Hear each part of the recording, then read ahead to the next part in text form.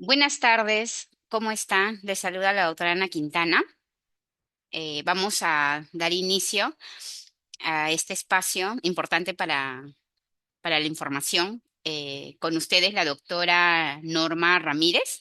Ella es médico residente de neumología del cuarto año. Va a compartirnos sobre el tema de difusión pulmonar de monóxido de carbono, interpretación y nuevas perspectivas. Adelante, doctora. Buenas tardes con todos. Gracias, doctora Ana Quintana, por el pase. El tema que voy a presentar a continuación es acerca de difusión pulmonar de monóxido de carbono, interpretación y nuevas perspectivas. Ya. Bueno, en cuanto al contenido de la presentación, vamos a hablar sobre introducción, contraindicaciones, tanto las absolutas como las relativas, control de calidad y calibración, criterios de accesibilidad, valoración de la repetibilidad, valores de referencia, interpretación y algunos ejercicios prácticos. Bueno, la difusión pulmonar de monóxido de carbono, conocida con la abreviación de DELCO, es una prueba fundamental que va a permitir la evaluación fisiológica de la respiración. En este caso, tiene que ver mucho con el intercambio gaseoso, de cómo pasan los gases de un compartimiento alveolar a un compartimiento, en este caso, del flujo sanguíneo capilar pulmonar. Y esta prueba es muy importante porque nos va a ayudar mucho al diagnóstico de muchas enfermedades que vamos a ver a continuación. Más que el tratamiento, tiene que ver con el monitoreo de la enfermedad. Por ejemplo, en casos en los cuales tenemos ya un paciente con un diagnóstico de alguna colagenopatía, que en su momento habrá tenido un diagnóstico de una hemorragia alveolar pulmonar, y si esta ya se ha dado tratamiento con corticoterapia, por decirlo así.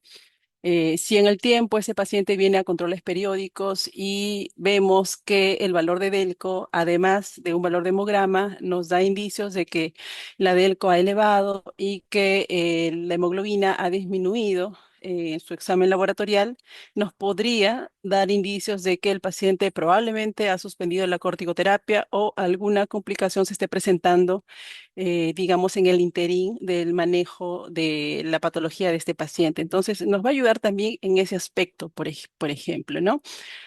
En cuanto al pronóstico de diversas enfermedades también, porque podemos valorar en el tiempo, según los valores de DELCO, tanto disminuidos, cómo va disminuyendo la función pulmonar y cómo va deteriorándose esta membrana alveolo-capilar, que es sobre todo la protagonista para este tipo de estudios, la cual se va a ir deteriorando posteriormente y según ello podemos valorar a corto plazo o a largo plazo un pronóstico en el paciente.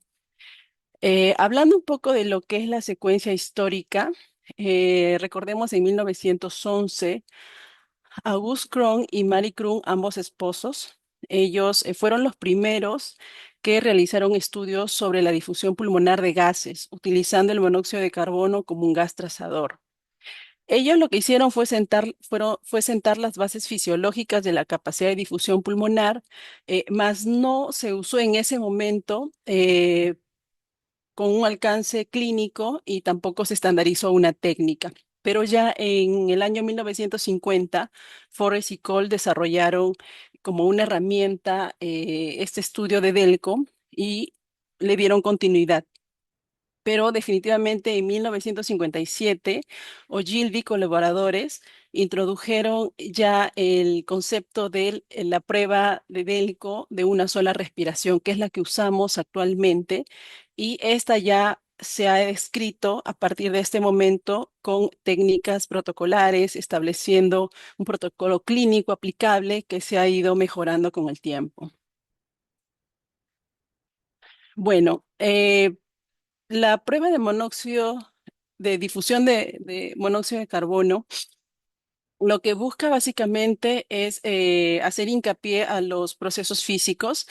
Se aplica la ley de Fick, en la cual consiste en que la difusión de un gas va a ser directamente proporcional al área de la membrana por donde va a difundir este gas, directamente proporcional también con el coeficiente de difusión, el cual va a ser relacionado directamente con la solubilidad e inversamente proporcional con la raíz cuadrada del peso molecular.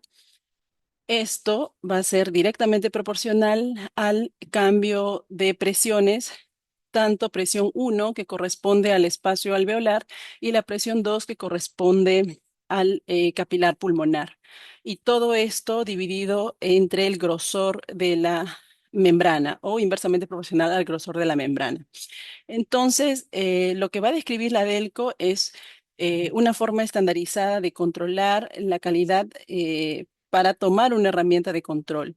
Esta prueba es muy útil y nos va a ayudar mucho en casos de diagnóstico, por ejemplo, en el EPOC, en el EPIT, hipertensión pulmonar, embolia pulmonar, vasculitis, hemoglobinopatías, obesidad, anomalías del músculo esquelético. Pero básicamente lo que la prueba nos va a ayudar a definir es si el daño está a nivel de la membrana o en los componentes de la membrana, si el daño está en el volumen sanguíneo que llega al capilar pulmonar o si el daño está a nivel de ambas estructuras. Bueno, en cuanto a los factores fisiológicos que afectan la DELCO, en la gráfica observamos las estructuras, en este caso del campo pulmonar. Después del bronquiolo terminal, continuamos con el bronquiolo respiratorio, que se va a continuar con los alvéolos, el cual va a interaccionar con el capilar pulmonar. Entre ambos están las estructuras de la membrana alveolo-capilar. A través de ellas es que se va a dar la difusión de gases, ¿no? En la gráfica vemos básicamente que el paciente cuando respira a temperatura ambiente, ingresa el oxígeno, ¿no? El cual es captado por la hemoglobina que difunde a través del capilar pulmonar. Pero es importante recordar que este proceso ocurre fisiológicamente, pero ¿qué factores que no tienen que ver con alguna patología pueden alterarlo, ¿no? Por ejemplo, el sexo masculino tiene un volumen pulmonar poco más que en el de las mujeres por el tamaño, ¿no? del tórax, de las estructuras anatómicas. En cuanto a la etnia, también es importante recordar, por ejemplo, los europeos, ellos por las características anatómicas también tienen los campos pulmonares más grandes, por lo tanto podríamos en ellos tener un valor de delta un poco más alto que en los pacientes afrodescendientes o los pacientes asiáticos, ¿no? También, por ejemplo, en la edad, los niños definitivamente y los extremos de la vida, los adultos mayores también, van a tener valores de DELCO disminuidas, ¿no? Porque en este caso el sistema respiratorio con los años va perdiendo ciertas características que sí tiene cuando el individuo es mucho más joven. Entonces, eh, estas características fisiológicas van a también alterar, en este caso, los valores de esta prueba. Las contraindicaciones. Es una contraindicación absoluta en caso en que encontremos al paciente con una hipoxemia grave, un paciente que tiene una saturación de oxígeno menor al 75%, ¿no? No se indica, ¿no? Iniciar o realizar esta prueba. Además del paciente que tiene una carboxihemoglobina elevada con un valor de mayor al 10%. Recordemos que la coximetría es una prueba que nos va a ayudar a poder determinar este valor de carboxihemoglobina. Valores menores a 6 son los que vamos a encontrar en pacientes que no fuman, ¿no? Valores de 7 a 10 podemos encontrar en fumadores, digamos, con una baja, con un valor de IPA bajo, leve, y arriba de 15 ya podemos encontrar, o arriba de 16 a los fumadores pesados. Entonces, la prueba de coximetría incluso de inicio también nos ayudaría a determinar este valor y de acuerdo a ello, valorar si el paciente va a poder continuar con esta prueba de DELCO. En cuanto a las contraindicaciones relativas, si el paciente tiene alguna confusión, es decir, si es que no entiende la maniobra o no colaborar muy bien, no es recomendable. Si es que el paciente tiene alguna enfermedad cardiovascular descompensada en el último mes, no se recomienda. Si el paciente ha tenido un neumotórax en los últimos 3 meses, si es que hay un riesgo de sangrado por hemoptisis o algún aneurisma que tenga diagnóstico del paciente, si es que en el último mes el paciente ha tenido alguna cirugía de oído, ojos o algo que amerite que de aumentar la presión intraabdominal pueda tener alguna complicación mayor. ¿No? También pacientes con infecciones respiratorias que las hayan presentado en las últimas 2 semanas, no se recomienda. Pacientes con tuberculosis activa, ¿no? Los que sean BK positivo, eso tienen que valorar, obviamente, que eh, tener todas las condiciones necesarias para poder realizar el estudio de ser relevante. El embarazo avanzado complicado, pacientes con traqueostomías o sondas pleurales, pacientes que no puedan suspender la oxigenoterapia por lo menos 10 minutos, ¿no? Esto es muy común en los pacientes que son oxígeno dependientes, ¿no? Si valoramos que ellos no pueden estar más de 10 minutos sin la oxigenoterapia, entonces no son candidatos a esta prueba, pero como lo mencionamos, es una contraindicación relativa, hay que valorar todo el enfoque diagnóstico y su médico tratante es el más indicado de indicar o de diferir esta prueba. Y también pacientes que tengan una capacidad vital forzada menor a los volúmenes mínimos requeridos por el equipo. En cuanto a las instrucciones para el paciente, es bien importante esto y recalcarle al paciente que tiene que evitar fumar, vapear, sobre todo 12 horas o 24 horas idealmente antes de la prueba. ¿Por qué esto es importante? Porque por ejemplo, el paciente que previamente haya fumado ya tiene pues los valores de monóxido de carbono altos en sangre, o por lo menos la hemoglobina ya está saturada por esta molécula. Y ello lo que va a hacer es que en el momento que nosotros realizamos la prueba, ¿no? Y liberamos el monóxido de carbono como parte del procedimiento, estos receptores de hemoglobina en estos pacientes ya van a estar saturados. Por ende, el monóxido de carbono que nosotros le brindamos a través de la DELCO no van a difundir con la velocidad que necesitamos y por lo tanto el valor de DELCO le va a salir muy bajo, pero esto es un falso negativo. Entonces, por eso es muy importante valorar esta indicación, ¿no? En el caso del paciente. Bueno, también evitar el uso de prendas restrictivas de tórax para que el paciente pueda realizar una maniobra adecuada es lo que se recomienda. No es necesario que el paciente suspenda la medicación de base, ¿no? Sobre todo los antihipertensivos. Eso es importantísimo recalcarle al paciente. Y se recomienda que el paciente no esté en ayuno porque necesita energía para poder hacer la prueba. Evitar ejercicio intenso por lo menos 4 horas antes. En el caso de que el paciente haya realizado algún ejercicio extenuante, es necesario que lo mencione o por lo menos preguntárselo. Además, no es recomendable usar oxígeno suplementario que el paciente necesite. Esto es importante porque, por ejemplo, ¿no? Se refiere a que si el paciente no puede tolerar más de 10 minutos oxigenoterapia, entonces no es apto para la prueba.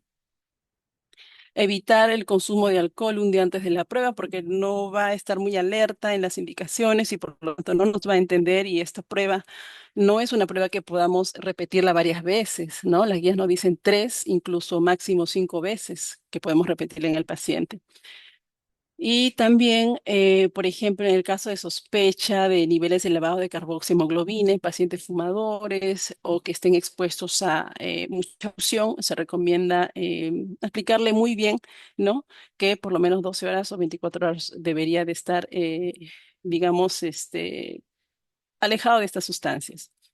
¿no? Y también se recomienda aplicar un cuestionario breve acerca de los antecedentes médicos, por ejemplo, si está expuesto en el trabajo a algunos componentes químicos, si es que ha tenido síntomas respiratorios previos o una reagudización de la enfermedad de fondo. Entonces, todo eso es importante que podamos preguntar al paciente y también instruirle, porque probablemente no va a ser la única vez que le vamos a realizar esta prueba, sino en varias oportunidades. En cuanto al control de calidad y calibración del equipo, es importante hacer la verificación de la calibración diaria. Iniciar un flujo cero antes de cada maniobra es imprescindible y para calibrarla, bueno, tenemos que usar una jeringa de 3 litros, ya está normado esto, y para iniciar tenemos que realizar al menos 3 flujos distintos. Un flujo bajo, como vemos en la gráfica, una gráfica de línea celeste, ¿no? Aproximadamente a velocidad de 2 litros por segundo. Tenemos que realizar otra, por decir así, inyección de la jeringa para que emita otro flujo medio con una velocidad de 4 a 6 litros por segundo. Y finalmente la tercera inyección con la jeringa para poder llegar a una velocidad de 8 litros por segundo, ¿no? Como está en la gráfica de color naranja.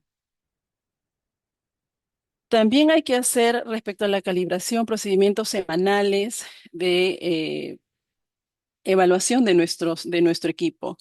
Esto se debe realizar también con una jeringa de 3 litros, asegurando que el cálculo del volumen alveolar esté dentro de más o menos 300 mililitros del valor esperado y una delco aproximadamente de menor de 0,16 milimoles por minuto kilopascal o menos de 0,5 mililitros minuto milímetros de mercurio. La prueba de control biológico no debe tener desviaciones estándar de más del 12% o de alteraciones de más de 3 litros por minuto por milímetro de mercurio, porque esto podría indicar problemas en cuanto al control de calidad. En cuanto al control mensual, la evaluación de la linealidad del analizador de gases mediante diluciones conocidas del gas de prueba con error menor a 0,5% o utilizando un gas de prueba de alta precisión con simulador. Eh, y también es importante recordar las recomendaciones generales que en ausencia de un simulador de Delco y de gases de alta precisión, se debe realizar verificaciones del sistema utilizando una jeringa de calibración de 3 litros y debe existir una opción de calibración digital para verificar los algoritmos computacionales del sistema. Ya, en cuanto a los criterios de aceptabilidad, es importante recordar que por ejemplo, basándonos en la curva, ¿no? Tiene que, nuestra prueba tiene que tener estos valores. Por ejemplo, el volumen inspiratorio, que ahora les voy a explicar en qué momento se va a dar esto, tiene que tener, el resultado tiene que ser un valor mayor o igual al 90% de la capacidad vital forzada, ¿no? También la guía nos menciona que podría ser mayor o igual al 85%, pero el volumen alveolar tiene que tener un parámetro de por lo menos 200 mililitros. Eso lo vamos a ver más adelante. También otro criterio de aceptabilidad es que el tiempo inspiratorio sea menor a 2 segundos, que el tiempo de apnea esté establecido entre 10 más menos 2 segundos, que no haya evidencia de fugas o maniobras de Valsalva, ¿no? Y maniobras de Müller, ¿no? Conociendo que, por ejemplo, las maniobras de Valsalva es aquella que se va a dar cuando tomamos aire de forma forzada cuando la vía aérea está cerrada, siendo la maniobra de Valsalva lo contrario, ¿no? Que es una expiración forzada con la glotis cerrada y esto genera un aumento de la presión intraabdominal. En la gráfica, por ejemplo, vemos, en la gráfica A, vemos cómo en el eje de las coordenadas Y eh, hace mención al volumen y en el eje de las coordenadas X o las abscisas hace relación al tiempo. cómo el paciente debe realizar las curvas idealmente y cómo debemos indicarle al paciente que realice la prueba. Vemos que en la gráfica inicia con tres curvas a volumen corriente, ahí dice volumen total, pero bueno, es el volumen corriente.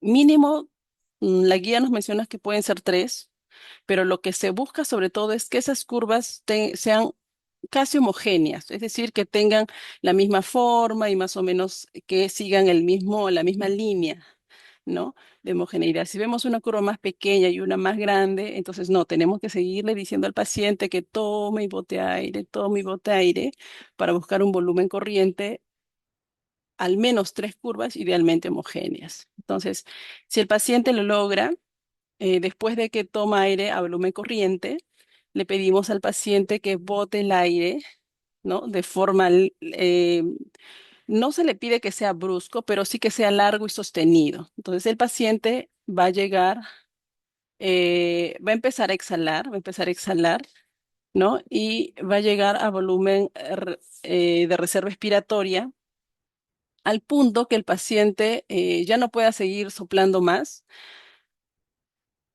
y va a llegar a un punto cuando el paciente no tiene ninguna patología pulmonar, este punto de clive en el cual el paciente ya no puede seguir botando más aire. En una persona que no tiene ninguna patología pulmonar puede ser 1 o 2 segundos, pero en un paciente con EPOC que tiene alguna o que tiene alguna enfermedad pulmonar obstructiva, esto puede llegar hasta 12 segundos. Eso es interesante saberlo.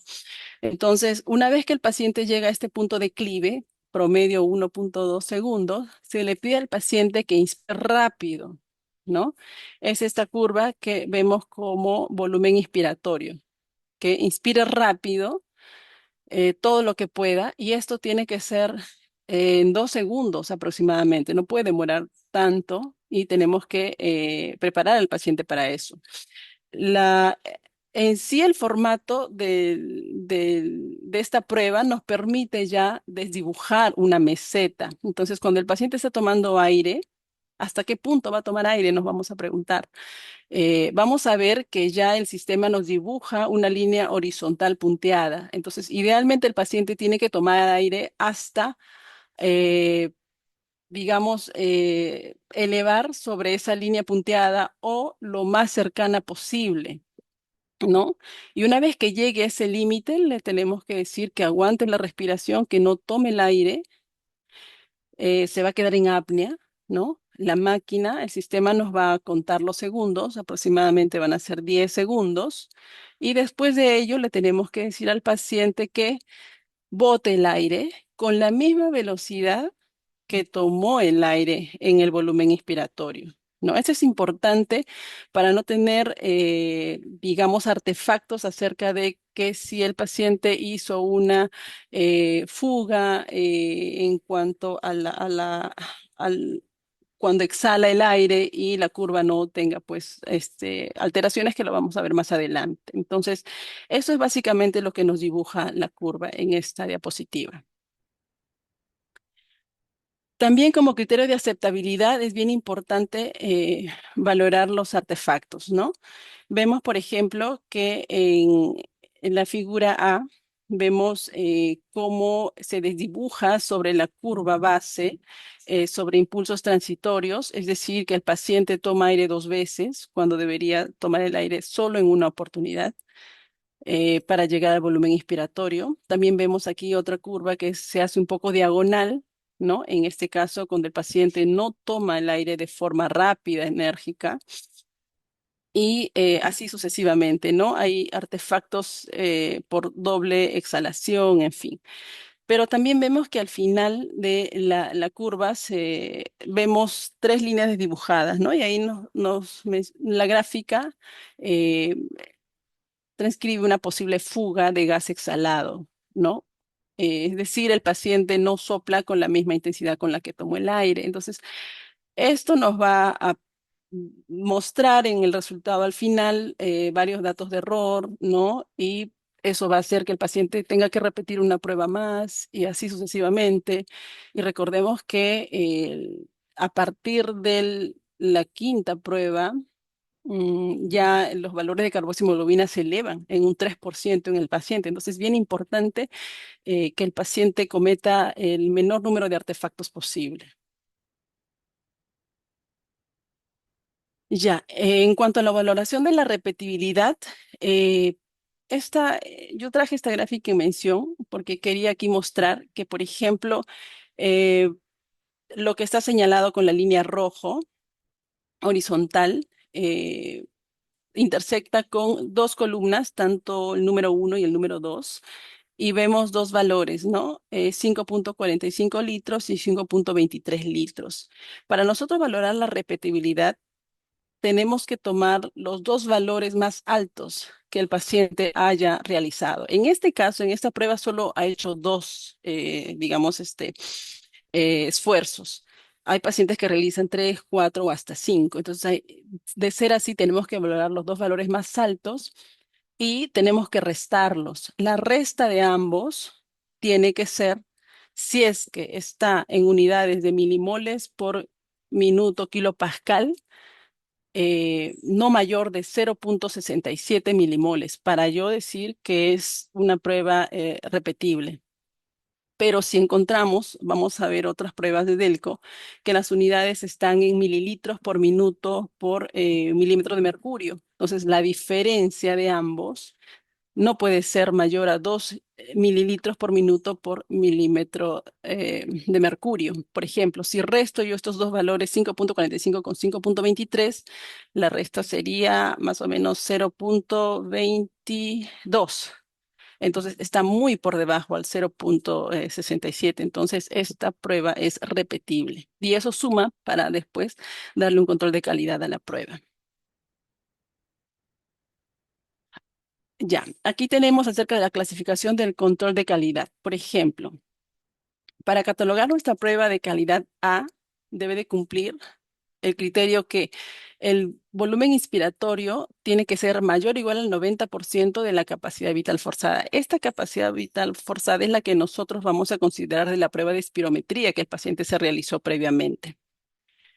También tiene que cumplir que el tiempo de apnea tiene que ser entre 8 a 12 segundos y que el tiempo de colección de la muestra o el tiempo inspiratorio tiene que ser menor a 4 segundos. Si se cumple esto, nosotros podemos decir que es una calidad A, ¿no? Como muestra acá. Calidad A cumple con todos los criterios de aceptabilidad, informarla del promedio de dos pruebas calidad A repetibles, ya.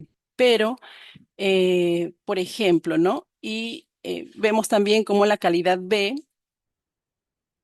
Acá quería mencionarles, por ejemplo, la calidad A, no sé si ven aquí como una muesca que dice sobre el dato de mayor o igual a 90%. Aquí la guía nos menciona que tam- si no llega el paciente a un rango de mayor al 90%, se puede considerar 85%, pero tiene que ir de la mano con un volumen alveolar de más de 200 mililitros, ¿no? Si no es así, entonces ser estrictos y que para tener una calidad A necesito que llegue a un volumen inspiratorio mayor o igual al 90%. En la calidad B sí se admite que el volumen expiratorio sea mayor o igual al 85%, que el tiempo de apnea sea de 8 a 12 y que el tiempo inspiratorio sea menor a 4. Y así sucesivamente, ¿no? Calidad C es aquella que tiene un volumen inspiratorio mayor o igual al 80%, un tiempo de apnea de 8 a 12 segundos y un tiempo inspiratorio menor o igual a 5. Y calidad F que ya se recomienda incluso ya repetir la muestra, repetir el estudio. Ahora, si la repetición no exitosa, si la repetición no es exitosa y si no se obtienen dos maniobras de calidad repetibles, ¿en qué casos se puede dar esto? Dos o más maniobras A eh, no repetibles entre sí, pero aceptables, tiene que ser informado el promedio de Delco de esas maniobras aceptables. Es decir, por lo menos el valor promedio tenemos que informar. Si es que solo se obtiene una maniobra A, es decir, el paciente ha hecho 5, pero solo una de ellas cumple con calidad A, entonces informar el valor de Delco de esa maniobra, ¿no? Y así sucesivamente, y como lo mencionamos, que si se obtiene maniobras F, no informar ningún valor de Delco porque se recomienda repetir la prueba. Ya, en cuanto a la importancia de los valores de referencia, mm, esto se relaciona mucho con la espirometría. Para recordar, ¿qué consideramos nosotros como un valor de referencia? Valor de referencia es un valor representativo de algo, ¿no?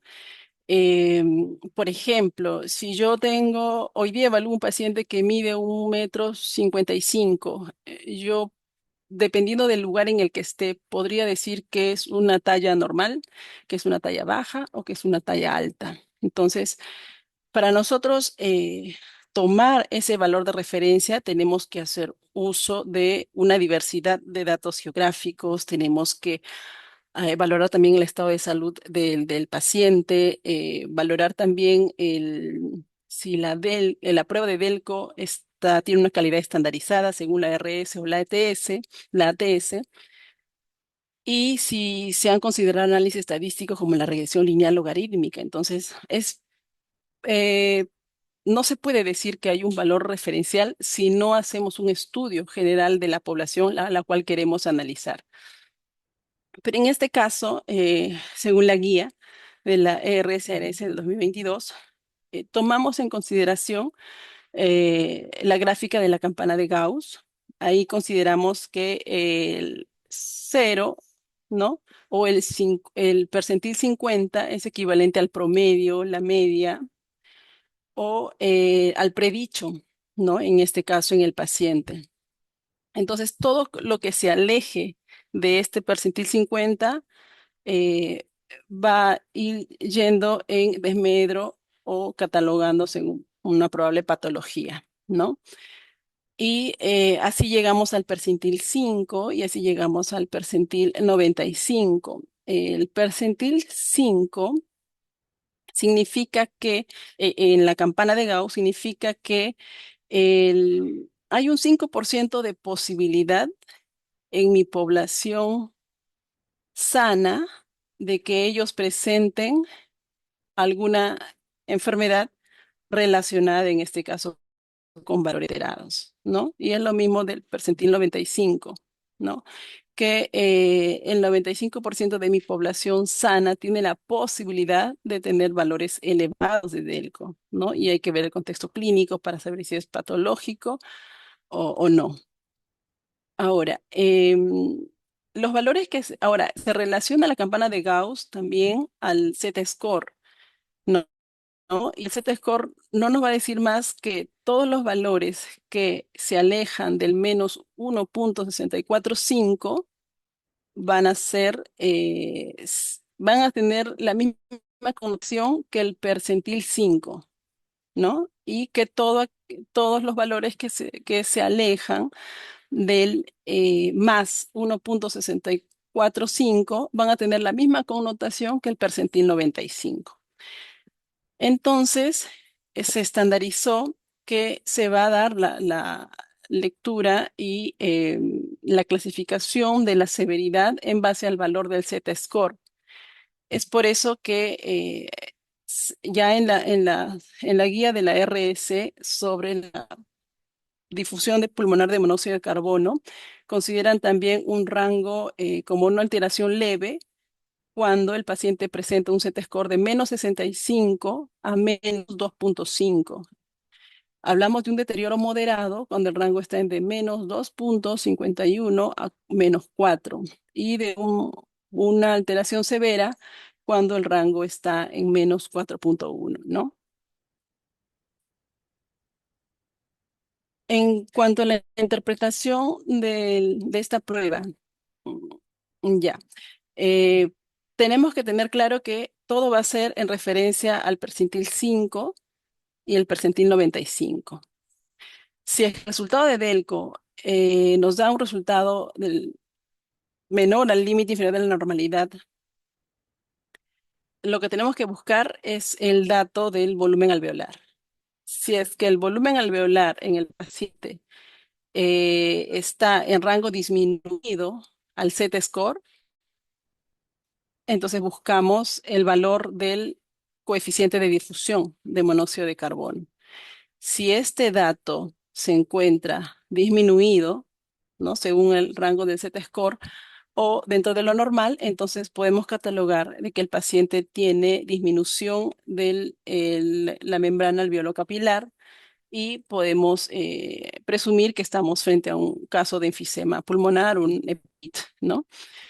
Entonces, básicamente, esta gráfica lo que nos va a decir es cómo orientar la presunción diagnóstica según el resultado de la prueba de difusión pulmonar de monóxido de carbono. Vamos a ver ejercicios prácticos para poder entender un poco más. Por ejemplo, acá tenemos un ejercicio práctico. Tenemos un paciente de 66 años que es no fumador, que viene a consulta por tos y disnea. Su valor de hemoglobina es 14,6 miligramos por decilitros. Y bueno, aquí básicamente el resultado de Delco que se nos va a presentar en consulta y lo que vamos a tomar en cuenta, sobre todo para definir y llegar a una presunción diagnóstica, es el valor del Delco corregido, que es este valor. Este valor, además, es importante valorar el Z-score. También vamos a considerar el valor del coeficiente de difusión, que está con línea amarilla. C es corregido, el volumen alveolar, que está señalado con línea celeste, y el valor de hemoglobina. Ya, entonces, por ejemplo, en este paciente, tenemos que el valor de DELCO, que el paciente reportó un valor de 3,08 litros, pero el límite inferior de la normalidad para una persona de su edad, de su talla, de su etnia, es de 5,03 litros. Entonces, en este dato tenemos que el DELCO ha tenido un valor disminuido, ¿no? Porque el paciente presentó 3,08 litros. Si vemos el valor del Z-score, es menos de 3,95. Este dato está dentro del rango de la alteración moderada, porque está entre menos 6,5 y menos de 4. Entonces, bueno, hasta ahí tenemos ese análisis. El coeficiente de difusión, el paciente presentó, por ejemplo, en su BEST 1,49, pero para un límite inferior de la normalidad en él es el valor que se espera es de 1,09. Entonces, vemos el Z-score está en rangos normales, pero vemos cómo el volumen alveolar en este paciente, él también lo presentó disminuido. Entonces, vemos cómo el valor de Delco está disminuido en ese paciente, el volumen alveolar está disminuido en ese paciente, y vamos ahora a ver en la interpretación algorítmica dónde lo podemos encasillar. Este es un informe del resumen de lo que nosotros podemos reportar. Por ejemplo, del caso mostrado, tenemos que el paciente tiene una disminución moderada de la capacidad de difusión de monóxido de carbono, porque él reportó un valor de 3,08 milimoles por minuto kilopascal, cuando el límite inferior de la normalidad, como está abajo, es de 5,03. Él presentó un volumen alveolar de 2,07, lo cual está también en rango disminuido y según el Z-score está en un valor severo, porque es de menos 5,25, ¿no? El dato de la hemoglobina es el que hemos mencionado, perdón. El que hemos mencionado aquí, que está con línea verde, vemos el BES de 14,6, es el dato de hemoglobina, y el límite final de la normalidad, 5,03. Ahora, tenemos con este informe, más o menos, interpretar en dónde encontramos a nuestro paciente. Ya. El delco del paciente está disminuido en rango moderado, entonces lo ubicamos aquí. Está en el lado del límite inferior de la normalidad menor al percentil 5. Ya. Buscamos el volumen alveolar. Él lo presentó en un rango muy disminuido, ¿no? En el rango severo. Ya. De ahí hemos buscado el coeficiente de difusión. Él lo presentó en el rango de la normalidad, ¿no? Pero acá la gráfica de interpretación nos dice que si lo catalogamos como normal o un rango por debajo, el paciente puede estar dentro de este tipo de patologías, ¿no? Donde hay pérdida de la estructura alveolar, es decir, puede tratarse de un caso de un enfisema pulmonar o un EPIT, una enfermedad pulmonar intersticial. Bueno, este es el primer ejemplo. Tenemos otro ejemplo. Por ejemplo, aquí tenemos un varón de 44 años que viene por disnea al esfuerzo, cansancio al hablar, y esto se presenta de forma sostenida. No es fumador y tiene una hemoglobina de 14,1. Esta es la gráfica que nos muestra en la consulta el paciente. Y de aquí vamos a mostrar los datos más importantes que nosotros tenemos que ver para dar un informe, ¿no? Buscamos el valor de Delco corregido, que está con una línea roja. ¿Y qué es lo que vemos? Buscamos aquí, buscamos el valor del VES, que es 4,62, es el valor que el paciente ha presentado, y también buscamos el valor del límite inferior de la normalidad, que es en 7,10 litros, es lo que él debió de haber presentado. Entonces, está muy disminuido el valor que él presentó y por lo tanto buscamos el Z-score y efectivamente el Z-score está en menos 4,04. Está muy disminuido, ¿no? Entonces, ya está en un rango de severidad. Después de esto, vamos a buscar el volumen alveolar y vemos que el paciente ha presentado un volumen alveolar disminuido en 2,38 litros y él, para una persona de su contextura, etnia, edad, debió de presentar un límite inferior de la normalidad en 4,80 litros, es decir, también está disminuido.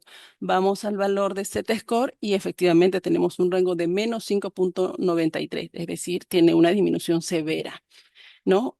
Ahora buscamos el coeficiente de difusión de monóxido de carbono. Siempre vemos el dato corregido, ¿no? En este caso, el paciente presentó 1,94 litros y su límite inferior de la normalidad es de 1,23 litros. No está alterado, ¿no? No está alterado y el Z-score está dentro de la normalidad, ni siquiera está muy elevado, ¿no?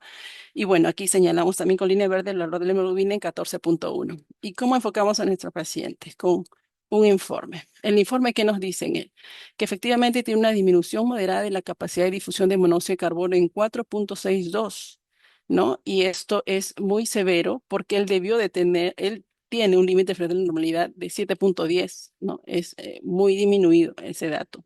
El volumen alveolar que él presentó es de 2,38. Esto también tiene una disminución moderada. Y el coeficiente de difusión, como lo vimos, está dentro del normal, un poco alto, pero está igual dentro del límite superior. Y la hemoglobina en 14,4. Ahora, ¿cómo enfocamos en la interpretación de Delco? Tenemos al paciente que presentó un valor de Delco muy disminuido, con una disminución severa que está dentro eh, pertenece al dato del percentil menor a 5, ¿no? Inmediatamente buscamos el valor del volumen alveolar, que también lo presentó muy bajo en un rango severo. Y después buscamos el coeficiente de difusión. En el caso de este paciente, vimos que su coeficiente de difusión fue alto. ¿Dónde está? A ver, perdón. Aquí, su coeficiente de difusión, miren, él presentó en 1,94 y su límite inferior de la normalidad era de 1,23. Entonces, si bien es cierto, no está arriba del límite superior, pero en el contexto de un paciente que tenemos que tiene disnea al esfuerzo y que se cansa cuando habla, eh, si tenemos que inclinarnos hacia una precisión diagnóstica, esta sería la orientación más adecuada, ¿no? Y en un paciente joven de 44 años que tenga esa signología, ¿qué podríamos pensar? ¿Podría ser una disfunción neuromuscular? Sí, sí, porque es un paciente joven que inicia con disnea de esfuerzo y se cansa para hablar, entonces no tiene antecedentes de haber tenido alguna cirugía pulmonar, entonces alejamos esa posibilidad. Y esto, claro, hay que enfocarlo con previo exámenes de imágenes, examen físico del paciente, pero nos ayuda mucho a poder realizar una interpretación de los resultados de Delco. Son los dos ejemplos que les quería mostrar. Y bueno, ya para finalizar, como conclusiones, la prueba de difusión de pulmonar de monóxido de carbono es útil para el intercambio de gases a nivel alveolar y eso tenemos que tenerlo muy establecido, muy claro. Además, conocer que es un predictor pronóstico en varias enfermedades pulmonares crónicas y también saber que hay varios componentes que van a afectar este resultado, tanto circulatorios como ventilatorios. Además que su uso se tiene que ampliar en la práctica clínica, ¿no? Más frecuentemente y no solamente en en nuestra especialidad. Y bueno, agradecerles por la atención, es cuanto les quería brindar.